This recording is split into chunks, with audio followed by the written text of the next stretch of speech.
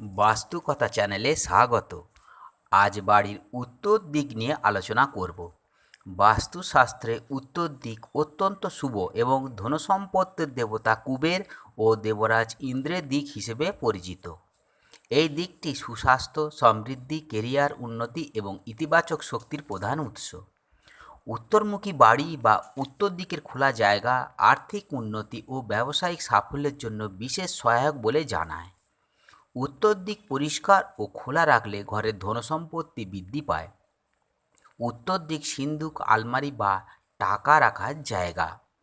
উত্তর দিক ভারী আসবাবপত্র না রেখে জানলা বা আলমারি হালকা রাখা এবং পর্যাপ্ত আলো বাতাস চলাচলের ব্যবস্থা রাখা উচিত। উত্তর দিকে বাথরুম, সিঁড়ি, স্টোররুম ভারী গাছ লাগানো এড়িয়ে চলতে হবে, কারণ এটি ইতিবাচক শক্তিকে বাধা দেয়।